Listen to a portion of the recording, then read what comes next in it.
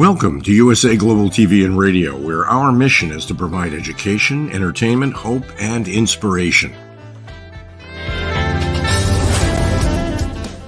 USA Global TV and Radio connects you with experts and audiences all around the world every single day to help you succeed in business and to live a richer life.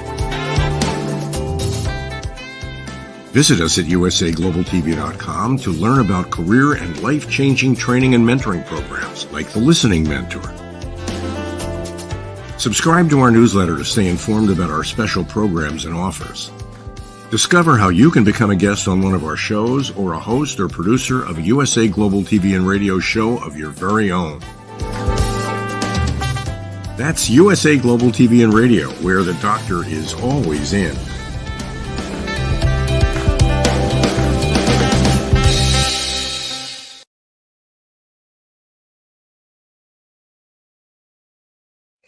Hello, everyone. Giving you a big warm welcome here at USA Global TV and Radio. I'm Dr. JACALYN KERBECK, and our show today is the United Kingdom. It's episode 101. Woo! If you missed last week, where were you? What were you doing? It's okay. Go over to our YouTube channel, USA Global TV and Radio, and you can subscribe and follow us there. Also, I'm thrilled to announce that we are back on the radio. We were off for a little while, but we are back on all the major radio platforms as well as all of these major social media platforms. Coming very soon, some big, super big, huge announcements coming on January the 14th, especially for all of our loyal clients, especially my loyal clients and friends, and also especially for business owners. Okay, let's get to the show and find out what is going on over in the United Kingdom. Let's welcome the star of our show, Diane, Floyd, Bame. She might be in the United Kingdom for all I know. I have no idea, but I do know that she is up to something creative. She has been writing and publishing and speaking and just getting everybody in the world to understand you have a voice to share. Let's do it together. Diane, welcome to the program. Thank you, Dr. JACALYN. What a beautiful introduction. I'm turning red. Thank you, Diane. Red is the bus, but you look beautiful. Are you in London right now? I wish, wouldn't that be lovely, or even Scotland? I am in my home in Texas, so that's exciting, and it's going to be really cold down here next week. It's going to get down to the 20s, and I'm not used to that. Oh my goodness gracious, I know, my stars. So I'm putting in, Texans, we don't do cold very well, so I'm stocking not up. into cold at all. It's like 60 degrees Fahrenheit. I'm like, no, that's it. Yeah. 20, forget it, Diane. You've got to come down to Florida. I think it's 70 something, which is, there's a little chill in the air. We get so spoiled. Yeah, that's us today, but not next week. You better check your weather for next week. But as far as creativity, I am writing new stories. And I am working on improving my quilting skills. So I'm going to be making some Valentine placemats. How about that? Wow. Diane, tell us a little bit about quilting for people who are not aware of it. What tools do you use, and what skill set do you need? Patience, well, right? I'm sorry, what? Patience, yeah. But I mean, way before there were sewing machines, women and men were quilting, and it was a necessity because that's how they got their blankets to stay warm. Today, we're very blessed because it's not a necessity. It's a fun hobby. But my great-grandmother was great at quilting, making rugs. My mom didn't quilt, but she made homemade rugs and so forth. So I think I get kind of, some of that from them. And but as far as quilting goes, it's 3 layers. There's your bottom layer of a fabric you might like, and then there's the padding inside to keep you warm and snuggly, and then there's the top layer. And you can make the quilts in all different ways. A log cabin, which means long and short different strips, or squares, triangles. There's like a million different designs you can do. And once you sew all the pieces together, then you put all 3 together to make it all so we can get on with the show. And you pin it, and then you either hand sew it. I'm not a hand sewer, but I do not have the patience for that, Dr. JACALYN. But then I have a quilt. My machine does quilting, and so I put on the right footer and press the button, and voila, there we go. Sounds like a television show in the making, Quilting with Diane. That sounds really interesting, and it's a great way to use your time and to create something that brings value. Yes, and also, for those listening, it really is, and it's a de-stressor. You don't get anxious unless you have to rip things out, and then you're like, "Argh." um, but actually, it lets my mind at ease, and then the next thing I know, I have a story. Yeah. Well, let's hear more about it. Let's welcome our other team member, our expert correspondent, Mr. Simon MacDonald. He is a TV presenter with tons of accolades from the broadcasts that he's done over the decades. He's a celebrity chef. He's an expert when it comes to fisheries and smokehouses, and he's also an author. Let's bring him out. Hello. Hello, it's lovely to be back. And yes, well, Diane and Dr. JACALYN, I am in the future, of course. Being in Scotland, we're a good few hours ahead of you.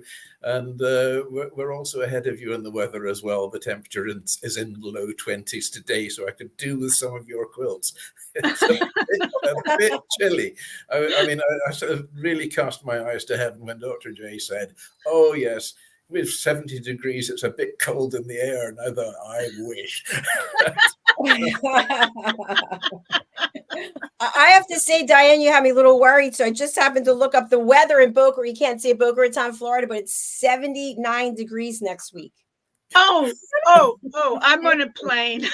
Oh, that's it. Me too. Yes. There we go. Oh dear, oh dear. Yeah, we're supposed to think you'd get even colder next week. There is snow on the way, I believe. They keep promising snow, but where I am on the west coast in Argyllshire, we seem to be in a little area where we get very little snow. I mean, recently we've had a lot of snow to the south of us and a lot of snow to the north of us. Even in the south of England, in Kent, they've had some serious snow. And that's the one part of England that seems to be at the moment not underwater. The flooding in England just now is just absolutely horrific. I've got friends who live on a narrow boat that's a canal boat down in England. Lovely couple, originally from South Africa, know them very, very well. And they've got this beautiful boat sitting in the water, and they can't get ashore because the canal is overflowed now, and they've got to use a dinghy to get into that, to row to the shop about half a mile away to go and buy groceries, and then have to row all the way back across people's gardens and rowing along roads and so on and so on. So they've got it pretty bad down there. So that's what they get for living near the equator. That's all I can say about it. Oh my gosh, they really have to go the distance for their food. That's a lot. There's so many houses have been flooded out and businesses flooded as well. I'm just watching all our insurance premiums are going to go through the roof. But I feel so sorry for them. They've had a pretty tough time of it. So fortunately here in Argyllshire, it's much more moderate. It's only just low 20s Fahrenheit in temperature. In Celsius, it was -6 last night. So that was it. It's a bit nippy today. So I was considering putting a jersey on. Now, Simon, I know that you've been to the States and you're probably coming back sometime in the near future. Are you, for the Seafood Festival? Possibly, and that's in Boston when we march, so it's not that far away.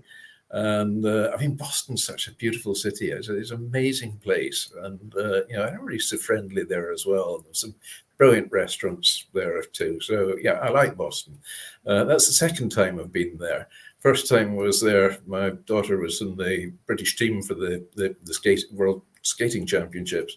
So that was held in Springfield. So we landed in Boston. We spent a day or two in Boston, and then through to Springfield for the championships, and then back home. So that was my first experience. I vowed I would come back. And now with fisheries, it's great. I can come back to one of the biggest expos there is in the world. So love it there. I just want to know, for our viewers, our loyal followers who may not have seen previous episodes, were you the only person you saw wearing a kilt? That's what I wanted to know. Yes, the expert. I mean, oh dear, here we go. We're going down. Here we go with the kilt. I wish I had that photograph of I you want with the elevator photo. Yeah, I know. That was. We want Yes. someone from the.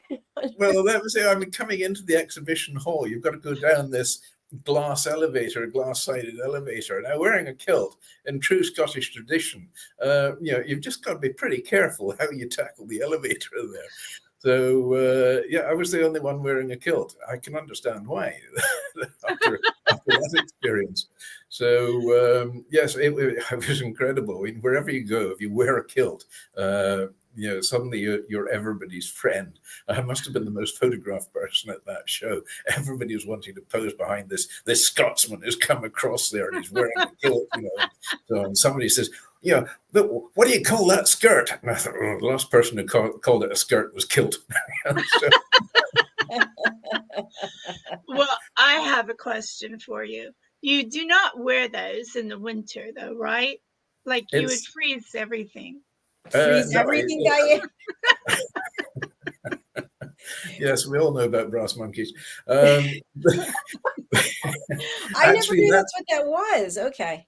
No, well, the brass monkey thing, that's actually an old naval thing. The brass monkey is actually a triangular piece of metal, usually made out of brass, and cannonballs are mounted on that on the deck of the ship. And once the temperature goes down so low, of course, the brass contracts, and so the cannonballs roll off. So that's the actual true explanation of that one. I could apply to a Scotsman on a very cold day, but the kilt is, it's the most practical, thing to wear. It's there's 9.5 yards of material in it. I mean, there's the expression, the whole 9.5 yards. And so 9.5 yards of material in the kilt. So it keeps you really quite warm, and it's quite heavy material as well. But in the summer, it's got natural air conditioning. You've got the best of both worlds. I'm blown away. I am too. I'm learning so much today. It's difficult for the wind to blow it up, though, because the way the pleats are formed, it's almost impossible to lift a kilt up. How many people does it take to lift it up? I haven't let that many try. Very good answer. I love it. Yeah, you're giving all sorts of strange thoughts through my mind just now. I know. I have to take a break. Now I'm the one that's going red and matching the bus. This is PG rated, isn't it? I want to say hello to our dear colleague and friend, HELENA, CHARD, who is not with us today. We're thinking of you. So, Simon, you are the man of the hour, literally, on our 101st episode. I know you've got a presentation prepared for us. Any information that you want to share about the latest news of what's going on there in the UK? Well, the government's always in trouble, and there's a lot of controversy going on just now with it, and talk, will there be an election? Will there not be an election? When will the election be? It is to be this year, and it was hoped it was going to be in May. I'd quite like it this month, if possible, the way it's going. But the Prime Minister turned around and said, oh, no, it's not going to be until October. So he's going to string it out as long as he can, hoping he's going to get some votes back. But his rating in the polls just now is very, very poor. So I think, if he manages to claw back his job, then, it'll be nothing short of a miracle. Things are going very, very badly against the government. A lot of it over the issue of the immigrants coming in, or the boat people, as they call them now, who are, getting across the English Channel in whatever rubber dinghies they can cobble up. And he's proudly announced, oh, well, the numbers have dropped dramatically. We haven't had nearly as many coming in this last couple of months. Well, I'm not surprised, because the weather, they can't. So that's it. But I read today that is having problems and where to keep all these people. And they've set up a deal with Rwanda, which has cost so far £140 million, and it's rising all the time. And it's to send a lot of the processed immigrants over to Rwanda and drop them off there and say, your problem, not ours. At the moment, all he's managed to send across to Rwanda is 2 or 3 of his government ministers. It's a pity they didn't stay there, but anyway, they got the flight back, and that's it. But this thing looks as if it's coming off the rails because it's being deemed as probably being illegal. So in the meantime, showing all the confidence he has in this plan of his to send them all to Rwanda, he is paying £1.5 million a day to hotels just to keep empty rooms standing by to take these people in case the Rwanda thing doesn't work out. So I don't think he's really got a lot of confidence in his own ability there as well. And the cracks are definitely showing in the government just now.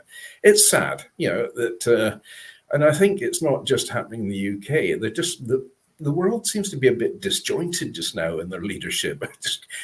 We're going through one of these strange phases that anybody applying for a job in as a minister in government, so the criteria is that they must not have experience of the department they're actually applying for, because that's the way it seems to be working out. So that's my political rant for the day. Sounded like America. Yeah, I was going to say. Well, I didn't want to say anything. We do have a comment from a Facebook user. Congratulations on your 101st episode, and hello to all. Not staying too long. Why not? May catch up on this a little later, though. Okay, thank you for watching and commenting. We don't know who you are. If you'd like to type in your name, we'd appreciate it, but we thank you for being here. Okay, so there has been some news. I've seen some photographs of some of the royal family over here. Diane, have you seen anything? Actually, I don't normally pick up magazines. I wait till I'm at a salon or something, but I did purchase the latest People's Magazine with Princess Kate on the cover. Have y'all seen that? No, I have not. It's gorgeous. She's celebrating her birthday, and they were honoring her, and she had a 3-page spread. It was very interesting. It was really beautiful and well written, and you got some great insights on who she is, how dynamic she is, and how she's such a strong person. And also you heard, how her feelings got hurt through different family events that happened. But I really enjoyed reading it and seeing some of the lovely photographs of her and her family, as well as her with the late Queen Elizabeth and with King Charles today. So yeah, pick up a copy. It was really great. Thanks, Diane. You know what I'd be interested to find out is I will look at that magazine on my phone. And I wonder if it's the same content as it is if you go and buy a copy in the store. We should find that out. It's my understanding it is, because you bought the subscription, right? No, the free on the phone. Oh, so free. Maybe it's a teaser then. I don't know, because I can't imagine they would give you the whole thing for free. I know, that wouldn't make any sense. And if they're doing it, let's talk to them and get them straightened out. You don't want to lose money. No, definitely. Princess of Wales, she's on just about every magazine you see in the UK all the time. But she's absolutely amazing. I mean, she has slotted into what is a very, very difficult role, very difficult job, slotted into it straight away and taken to it like the proverbial duck to water. She's an exceptional person and a great ambassador for the UK as well. So yeah, my hat goes off to her. She is just quite an extraordinary person, as is the Prince of Wales as well. He is definitely cut out to be king right from the minute he was born, and I think Prince George is exactly the same mold as well. So I think the future's safe with them, most definitely. And so the only trouble is, of course, when you're king, it's a dead end job. There's no prospects of promotion. I mean, that's it. Yeah, as if you're pretty high up. Yeah, I was reading about other royalty who have abdicated their throne for their loved one who was next in line, and there were some questions about whether or not King Charles was going to do that, and the answer was absolutely not. Yeah, no, I don't see that happening at all. Yes, we're talking about the Queen of Denmark, who abdicated recently as well. I mean, a lot of the European royals, this seems to happen. They don't stay the course, but in the UK, I think the only abdication I immediately can think of is King Edward VIII, and other than that, they all stay the pace right to their dying breath, quite literally. And I mean, I think Charles has been waiting so long that he's wanting to get as much out of the job as he possibly can, and he's doing a great job. I think there were a lot of people who thought, will he or won't he? But he's had so much training. I mean, he's 70 years as an apprentice king, and here he is now, and he's doing a tremendous job. So good. All good, as my mother would say. He's getting a good report. Yes. Better than I did at school, I think. And you're right. The Prince of Wales and little George, he's so adorable. They definitely are made to be king one day. Yes. Yeah.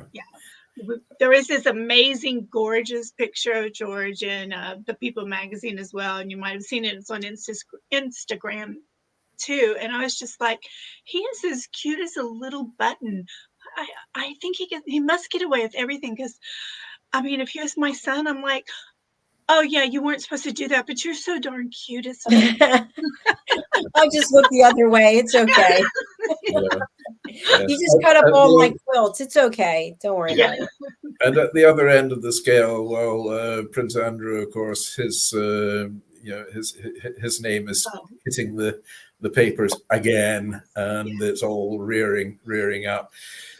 He's supposed to be getting evicted out of his house, and he's refusing to go.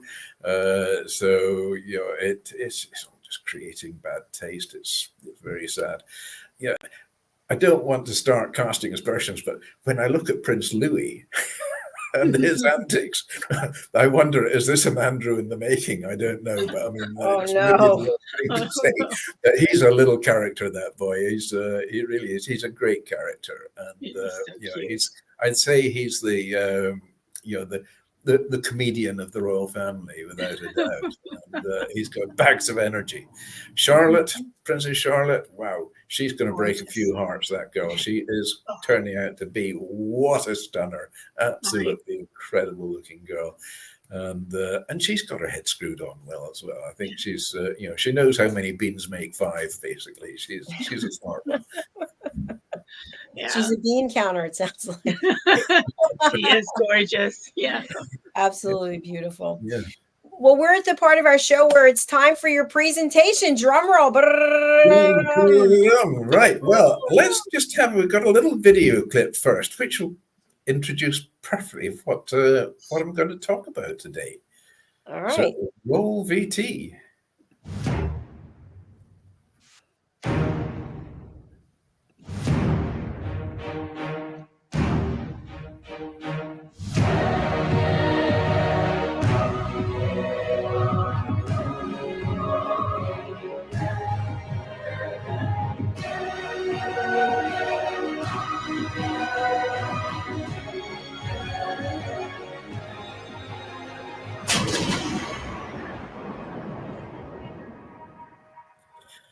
Yes, and here we are today at Edinburgh Castle. It's probably Scotland's most iconic of all castles. It's got an incredible history behind it. It goes back a long way. The first signs of habitation there goes back to 89 BC. So it's the site itself is pretty old. None of the original of 89 BC still exists, but it is it's an incredible building. It's built on a volcanic plug, and you can see Edinburgh Castle from everywhere in Edinburgh. One other interesting thing about Edinburgh as well, wherever you go, you can always see a tree or trees. And I had a thing with a taxi driver in Edinburgh once about this, and he said, "Oh, no." And I said, "Well, look, here's my phone number. Give it a couple of months. Let me know how you get on."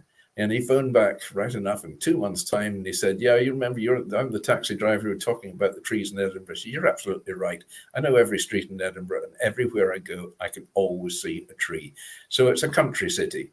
And it shares a little bit with the likes of Rio de Janeiro and Cape Town as well, in that it's got a big mountain in the middle there. It's called Arthur's Seat. It's not as high as Sugarloaf Mountain or Table Mountain in Cape Town, but we got one all the same. Anyway, Edinburgh Castle is located at the top of the Royal Mile at the west end of Edinburgh's Old Town. And the volcanic castle rock offers a naturally defended position with sheer cliffs to the north and south and a steep ascent to the west. The only easy approach is from the town to the east, and the castle's defences are situated accordingly with a series of gates protecting the route to the summit of the castle rock. Now, as I said earlier, there's the castle. It's built on this very, very dense rock as well, which created problems in the past to them in the respect of getting water. Edinburgh Castle, it's been under siege 29 times in its career as well, and it's almost been at the stage where they had to surrender because of lack of water. In front of the castle is a long sloping forecourt, which is known as the Esplanade, or originally it was called the Spur. But the present Esplanade was laid out as a parade ground in 1753 and extended in 1845. And it's on this Esplanade that the Edinburgh Military Tattoo takes place each year, which is a fabulous event. And if you're ever in Edinburgh around the time of the Edinburgh Festival and the Tattoo, it's something you got to see. It's almost life-changing, fantastic event. So from the Esplanade, the Half Moon Battery is very prominent, and the Royal Palace to its left. The gatehouse at the head of the Esplanade was built as an architecturally cosmetic addition to the castle in 1888, and statues of Robert the Bruce and Thomas Clapperton, by Thomas Clapperton and William Wallace by Alexander Carrick were added in 1929. A dry ditch in front of the entrance was completed in its present form in 1742. Within the gatehouse are offices at present, and the road, which itself going up from there, was built by James III in 1464 for the transport of cannons, and leads upwards and around to the north half of the Moon Battery and the Four-Wall Battery to the Portcullis Gate. The Portcullis Gate was begun by the Regent Morton after the Long Siege of 1571 to 73, and that was to replace the Round Constable's Tower, which was destroyed in the siege. In 1584, the upper parts of the gatehouse were completed by William Shaw, and these were further modified in 1750. And then in 1886 to 87, this plain building was replaced with the Scots baronial tower, and the original Portcullis Gate remains below. New structure was named the Argyll Tower from the fact that the 9th Earl of Argyll had been held there prior to his execution in 1685. So just inside the gate is the Argyll Battery overlooking Princes Street, which is the main thoroughfare, main street in Edinburgh, with the Millsmount Battery and the location of the 1 o'clock gun, which we have just seen in that wonderful video clip. The 1 o'clock gun is, this goes off every day. That little piece of ceremony happens every single day, spot on 1 o'clock. And if you don't hear the 1 o'clock gun, I mean, people have been stopped in the tracks and sort of thought, why is it so quiet? 1 o'clock gun hasn't gone off, but that hasn't happened in living memory. The 1 o'clock gun always goes off. And it's one of the big tourist attractions of Edinburgh as well. So, if you're there, always time getting to the castle so you can go up and see the 1 o'clock gun going off. earplugs, definitely recommended. So below these is the low defence, and while at the base of the rock is the ruined well house tower, which was built in 1362 to guard St Margaret's Well. This natural spring provided an important secondary source of water for the castle. The water was then lifted up by crane on a mounted platform. The areas to the north and west of the Argyll Tower are largely occupied by military buildings erected after the castle became a major garrison in the early 18th century. Adjacent to Mills Mount is the 18th century cart sheds. The governor's house to the south was built in 1742 as accommodation for the governor, storekeeper, and the master gunner, and was used until the post of governor became vacant in the later 19th century. It was then used by nurses of the Castle Hospital. Today, its function as an officer's mess and the office of the governor since the restoration of the post in 1936. South of the governor's house is the new barracks, completed in 1799. Doesn't sound so new, but they were new then, and they were to house 600 soldiers and replacing the outdated accommodation in the Great Hall. They now house the regimental headquarters of the Royal Regiment of Scotland and the regimental headquarters of the Royal Scots Dragoon Guards, as well as the Royal Scots Dragoon Guards Museum. The latter, which was opened in 1995 by the regiment's colonel, which is Queen Elizabeth II. Also nearby, in the former Royal Scots Drill Hall, constructed in 1900, is the Regimental Museum of the Royal Scots. The military prison was built in 1842 as a detention block for the castle garrison and was extended in the 1880s. It was last used in 1923 when the garrison moved to the city's Redford Barracks, which was actually straight across the road from the school I was at as well. The west of the governor's house, a store for munitions was built in 1747 to 48 and later extended to form a courtyard in which the main gunpowder magazine also stood. In 1897, the area was remodeled as a military hospital, formerly housed in the Great Hall. The building to the south of this courtyard is now the National War Museum of Scotland. It covers Scotland's military history over the past 400 years and includes a wide range of military artifacts such as uniforms and medals and weapons. The exhibits also illustrate the history and causes behind the many wars in which Scottish soldiers have been involved. Beside the museum is Butt's Battery, named after the archery targets which were formerly placed there. And below it are the western defences, where a postern named the West Sally Port gives access to the western slope of the rock. And that western slope is pretty steep, believe me. The upper ward of the citadel occupies the highest part of the castle rock and is entered via the late 17th century Fugues Gate. The origin of this name is partially unknown, although it's formally known as Foggy Gate, which may relate to the dense sea fogs known as Hars, which commonly affect Edinburgh. And, they're very cold, those sea fogs that come in off Edinburgh. I've experienced them often enough. Adjacent to the gates are large cisterns built to reduce the castle's dependency on well water and a former fire station of its day. The summit of the rock is occupied by St Margaret's Chapel and 15th century siege guns Mons Meg. On a ledge below this area is a small 19th century dog cemetery for the burial of soldiers' regimental mascots. Besides this, the Lang Stair or Long Stair leads down to the Argyll Battery, past a section of medieval bastion, and gives access to the upper story of the Argyll Tower. The eastern end of the upper ward is occupied by the Four Ball and the Half Moon batteries, with Crown Square to the south. The oldest building in the castle and in Edinburgh is the small St Margaret's Chapel, which is one of the few 12th century structures surviving in any Scottish castle.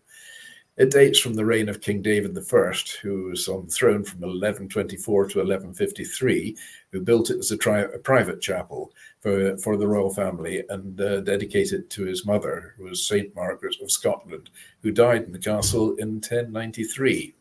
It survived the sighting of 1314, when the castle's defences were destroyed on the orders of Robert the Bruce, and was used as a gunpowder store from the 16th century when the present roof was built. So new and old gets a bit obscure here. 16th century, when the present roof was built.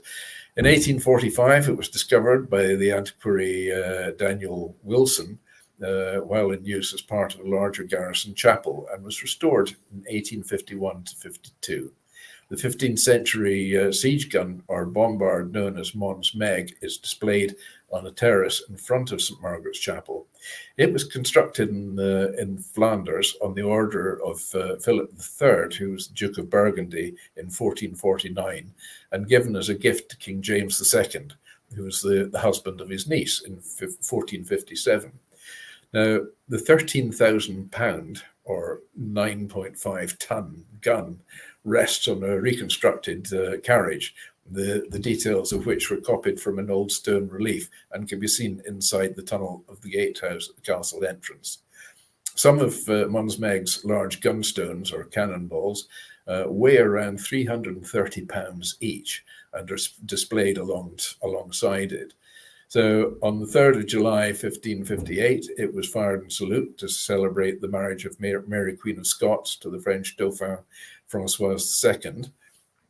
The Royal Treasurer's accounts of the time record a payment to the soldiers for retrieving one of her cannonballs from Wardy Muir near the Firth of Forth, fully 2 miles from the castle.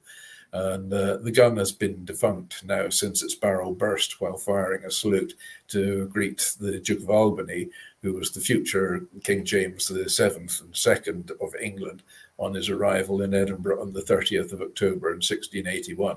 That must have been one heck of a bang when that thing burst.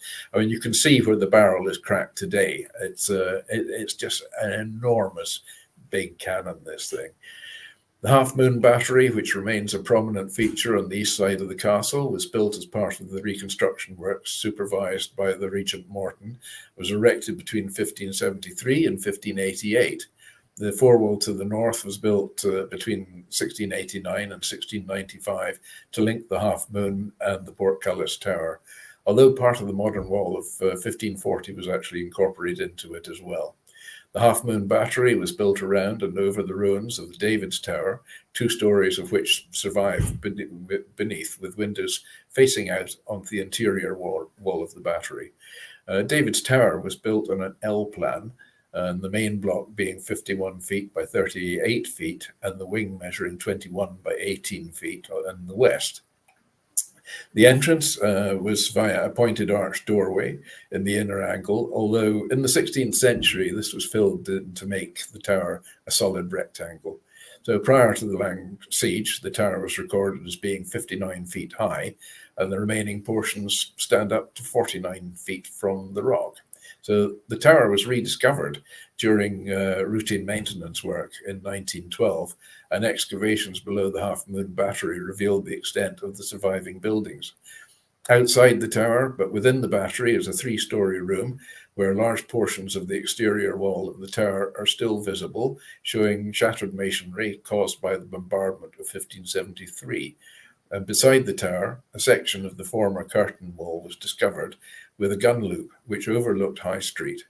In 1912 and 1913, the adjacent forewell was cleared and surveyed and was found to be 110 feet deep, mostly hewn out through the solid rock below the castle. Now, you think in those days, of course, there was no machinery to do this. It was done by hand and using prisoners as well. Crown Square, also known as the Palace Yard, was laid out in the 15th century during the reign of King James III as the principal courtyard of the castle. And the foundations were formed by the construction of a series of large stone vaults built onto the uneven castle rock in the 1430s. These vaults were used as a state prison until the 19th century, although more important prisoners were held in the main parts of the castle. The square is formed by the Royal Palace to the east and the Great Hall to the south, the Queen Anne Building to the west, and the National War Museum to the north. The Royal Palace itself comprises the former royal apartments, which were the residence of the later Stuart monarchs. It was begun in the mid-15th century during the reign of James IV, and originally communicates with David's Tower. The building itself was extensively remodeled for the visit of James VI to the castle in 1617, and when the state apartments for the king and queen were built. On the ground floor is the Lech, or Low Hall, now called the King's Dining Room, and a small room known as the Birth Chamber, or Mary Room, where James VI was born to Mary, Queen of Scots, on the 19th of June, 1566. There's a birthday date I will need to remember for on this day. The commemorative painted ceiling and the other decorations, they were added in 1617. And on the first floor is the vaulted crown room, built in 1615 to house the honours of Scotland, or the crown jewels. So we've got the crown, the sceptre, the original sword of state, and of course the new sword of state, which was made by my son. And the stone of Scone as well is housed in there, in which the monarchs of Scotland were traditionally crowned, and has been kept in the crown room since it was returned to Scotland in 1996. So to the south of the palace is the Register House, built in 1540s to accommodate state archives. The Great Hall, which I've been in many times for receptions, is an amazing room. And the Great Hall, it measures 95 feet by 41 feet. It was the chief place of state assembly in the castle, although there's no actual evidence that the Parliament of Scotland ever met there. Historians have disagreed over its dating, although it's usually ascribed to the reign of King James IV and is thought to have been completed in the early years of the 16th century. The decorative carved stone corbels supporting the roof have Renaissance detailing, which has been compared to the works of Blois in France of around 1515, which indicates that the arts of Scotland were actually relatively advanced at this time. So it's one of only two medieval halls in Scotland with an original hammer beam style roof. Following Oliver Cromwell's seizure of the castle in 1650, the Great Hall was converted into a barracks for his troops, and in 1737 it was subdivided into 3 stories to house 312 soldiers. And following the construction of the new barracks in 1790s, it became a military hospital until 1897. The Great Hall, it's still occasionally used for ceremonial occasions. As I say, I've been to a couple of functions there. It is such an incredible, really impressive room. So to the south of the hall is a section of curtain wall from the 14th century with a parapet of a later date. In the 16th century, this area housed the kitchens serving the adjacent Great Hall, and was later the site of the Royal Gun House. Present building was named after Queen Anne and was built during the attempted Jacobite invasion by the Old Pretender in 1708. It was designed by Captain Theodore Drury, a military engineer for Scotland, who also designed Drury's Battery, which was named in his honour on the south side of the castle in 1713. The Queen Anne building, it provided accommodation for staff officers, but after the departure of the army, it was remodeled in the 1920s as the Naval and Military Museum to complement the newly opened Scottish National War Museum. And the museum later moved to the former hospital in the western part of the castle. The Scottish National War Memorial occupies a converted barrack block on the north side of Crown Square. It stands on the site of medieval St Mary's Church, which was rebuilt in 1366 and was converted into an armoury in 1540. It was demolished in 1755, and the masonry was then reused to build new North Barrack block on the same site. So proposals for a Scottish National War Museum were put forward in 1917 during the First World War, and the architect, Sir Robert Lorimer, was appointed in 1919 for it. Construction began in 1923, and the memorial was formally opened on the 14th of July, 1927 by the then Prince of Wales. The exterior is decorated with gargoyles and sculpture, while the interior contains monuments to individual regiments. The memorial commemorates Scottish soldiers and those serving the Scottish regiments who died in the 2 world wars and in more recent conflicts as well. And on the altar within the shrine, placed on the highest point of the castle rock, is a sealed casket containing rolls of honour, which lists over 147,000 names of Scottish soldiers killed in the First World War. after the Second World War, another 50,000 names were inscribed on the rolls of honor held within the hall, and further names continue to be added there to this day. So that's the modern history, pretty much, of Edinburgh Castle. I could go back to, right back to when Noah was a boy, I think, in 89 BC, when they first found discoveries there. And there's so much checkered past with all the different sieges and battles that were carried out there as well. Fascinating history to display. That, if anybody going to Edinburgh, really, they've got to go to Edinburgh Castle. It's definitely part of the thing to do. Amazing building. Wow, I learned so much. Thank you for sharing all that, and for the photographs and for the video. It's really important history that, especially us here in the States, that we can learn from. We here in the States, not us. Yeah, I mean, I was thinking of the United States of America is a relatively new country. And I'm quoting dates there going back to the 1300s and so on. I mean, the history of America back in those years is very sketchy, and nothing was written down. It was all the spoken history. So there's a lot of missing there, and I should think the actual true history going back in America must be fascinating. Maybe Diane will do a piece on that. Diane, you're on mute. There you are. You're still on mute, Diane. I'm still on mute, pushing the button too much. That was just so fascinating. And yes, our country, and respect to your country, we're extremely young.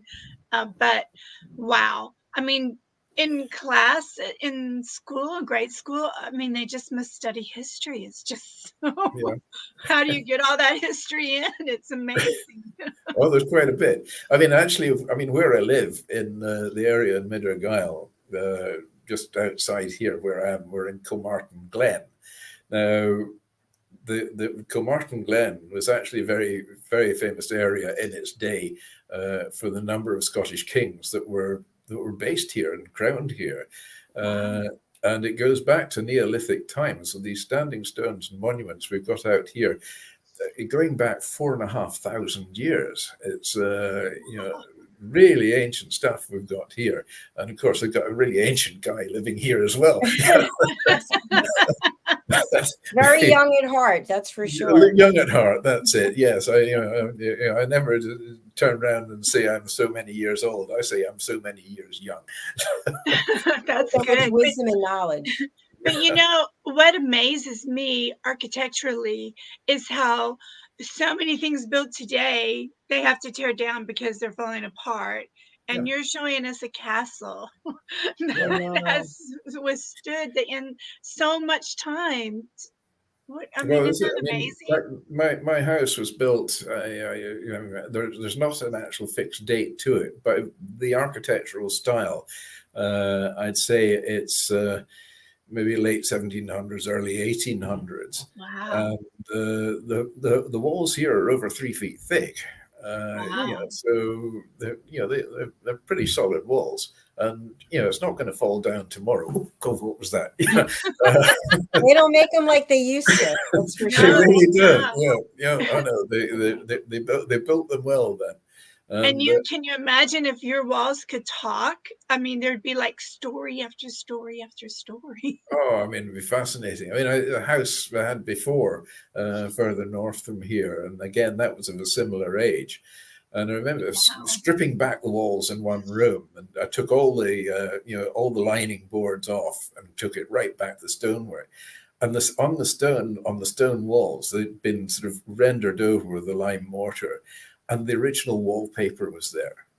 And it was, this wallpaper must have gone back to 1800, between 1800 and 1850, that sort of era.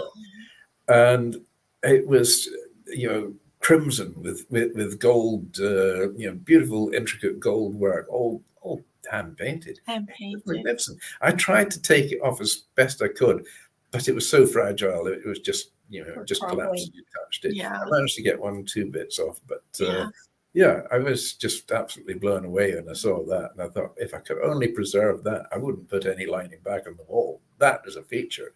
That definitely. It's history. So I guess you don't have central air. Central air. You know, with all the wires that run through your walls so that you can turn on your AC. Air conditioning? Yes. Diane, speak English. What are you saying?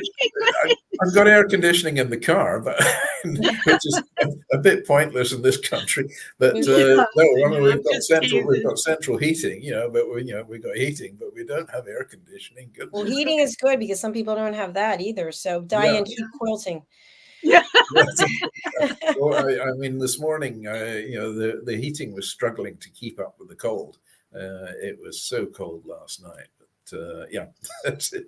Yeah, a big difference in the architectural design of houses. It actually made quite an interesting comparison to do the architecture of Scotland against the architecture in America. That's I mean, hands down, I'm sorry, you're going to win. Yeah, there's no comparison. I think things today are made so they can fall apart so you can spend more money so you can buy again. I don't know. Absolutely, like even a toaster. Yeah, they're not built like they used to. Yeah. They're not built like we are. Yeah, solid.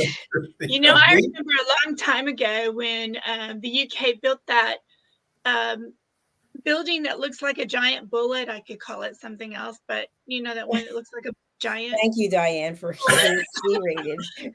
And King Charles, or then he was Prince Charles, was just going, "Oh my gosh, what happened to the architect in England?" Do you remember that? You're being very polite about his comments on it. He made some pretty caustic comments on it. I think he was quite right as well. But, I mean, I've got a well-known architect in my family. My great-grandfather was Sir William Baird, and he designed St Andrew's House in Edinburgh, which is the seat of Scottish government. Wow. In Edinburgh. Now, of course, I work very closely with Scottish government, so I go in and out of St Andrew's House, and I say, well, I know who designed this place, and so on. And Thanks, great grandpa. Yeah, he was quite a character. When he got married, Princes Street in Edinburgh, which I said earlier is the main thoroughfare of Edinburgh, they closed Princes Street off for the wedding procession.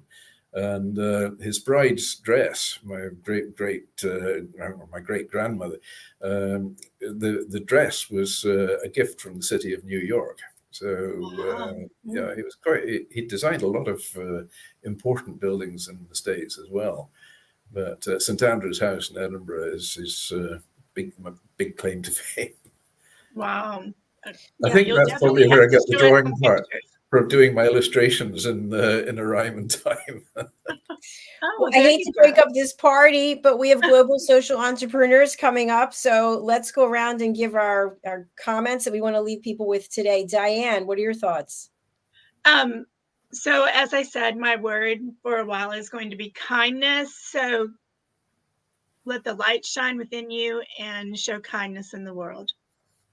Beautiful. Thank you kindly, Diane. Simon?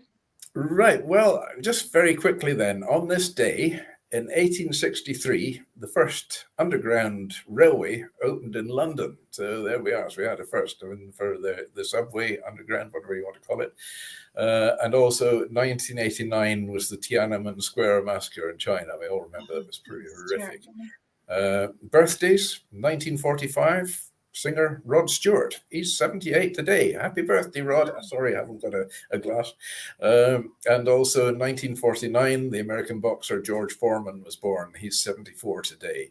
Deaths, 1862, Samuel Colt, famous for the Colt revolver. Aged 47, he died of gout. And in 2016, the singer David Bowie died at the age of 69 of cancer.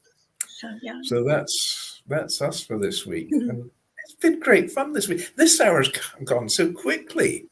I know, it just flies by when you're having fun, right? Right. Oh, so we're going to sign off for now, and I encourage everyone to stay with us through the sponsorships, the lovely Diane, Floyd, Bame, and then our next show is Global Social Entrepreneurs and Anne Scotland. So stay tuned for that. Thank you so much, Diane. Thank you so much, Simon. I'm so glad you were both here today.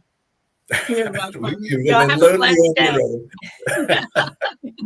You too. And see you all next week. Bye. Bye for now.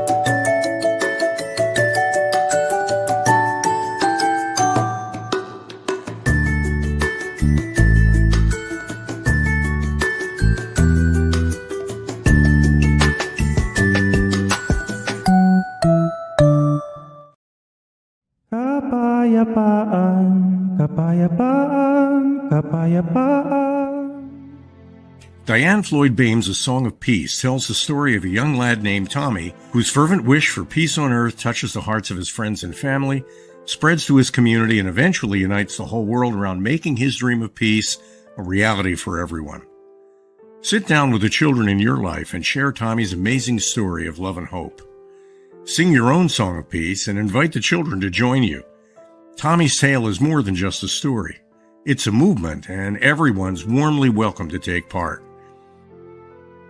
Kapayapaan, kapayapaan, kapayapaan, kapayapaan.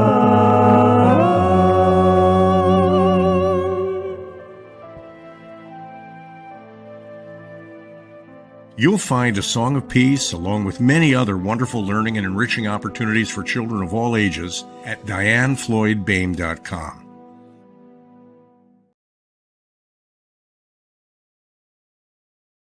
Hello, I'm children's author Diane Floyd Bame, and I am co-host for several of the USA Global TV and radio shows. I joined because of the purpose of the USA Global TV and radio. They provide content for the viewers and listeners, an opportunity for people around the world to have their own show or even be a guest on an existing show. We truly believe in helping others get their positive message out to the world. We also have the opportunity for the listeners. You can watch on several platforms, and on YouTube, you can ask questions and even give a comment. We absolutely love it. I love being part of the USA Global TV and radio because I love positive messages, and who doesn't? And we need more of that in the world. We are a family, and we hope you will join us and become part of the family too.